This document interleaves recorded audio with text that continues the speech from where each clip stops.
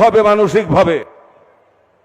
সাংবাদিক ভাইদেরকে বলতেছি, আপনারাও বস্তুনিষ্ঠ সাংবাদিকতা করেন, যেমন স্বাধীনতা যুদ্ধের সময় করেছিলেন। তারা আজকে স্মরণীয় বরণীয় হয়ে আছে। যেরকম স্বাধীনতা উত্তরকালে বঙ্গবন্ধুর আমলেও কিন্তু ইয়েলো জার্নালিজম ছিল না, জার্নালিজম দলীয় ছিল না, সত্য কথা সবাই লিখত, সেজন্য সম্মানিত ছিলেন। আজকে পক্ষপাতমূলক সাংবাদিকতা, পক্ষপাতমূলক সংবাদ পরিবেশন যদি হয়, তাহলে সাংবাদিকদের মান সম্মান ক্ষুণ্ণ হবে। আপনাদের উপর আস্থা থাকবে না জনগণের এক সময়, যে উনরা যা লিখে এটা আসলে সত্য কথা না। তখন তারা ওই যে ফেসবুকের দিকে তাকাবে, বিদেশি নিউজের দিকে তাকাবে। যেমন এক সময় বাংলাদেশে আপনার ৭১ সালের মুক্তিযুদ্ধের সময় পাকিস্তানের টেলিভিশন কেউ শুনতো না, শুনতো আকাশবাণী আর শুনতো বিবিসি। সেখান থেকে তারা বিবিসির বাংলা অনুষ্ঠান তারা তথ্য সংগ্রহ করত এবং স্বাধীন বাংলা বেতার কেন্দ্র শুনত।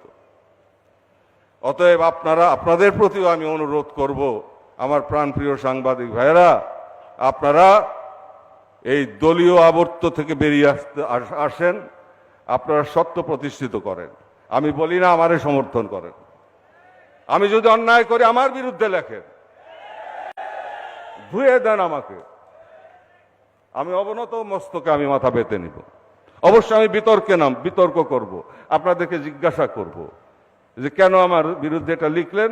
আপনাদের যুক্তি যদি সত্য হয়, আমি ক্ষমা চেয়ে মাথা নত করে মেনে নিব এবং আমি আমার বক্তব্য প্রত্যাহার করব। আমি সেই নীতিতে বিশ্বাস করি। সঠিক পথে রাজনীতি এগুবে।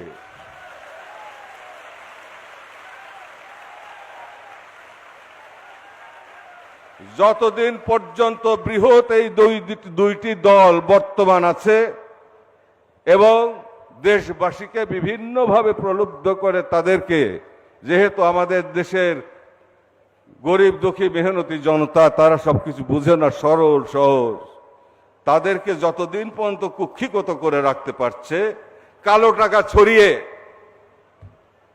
টাকা ছড়িয়ে এবং ব্যালট ছিনতাই করে, ব্যালটে সিল মেরে অথবা ফলাফল উল্টে দিয়ে,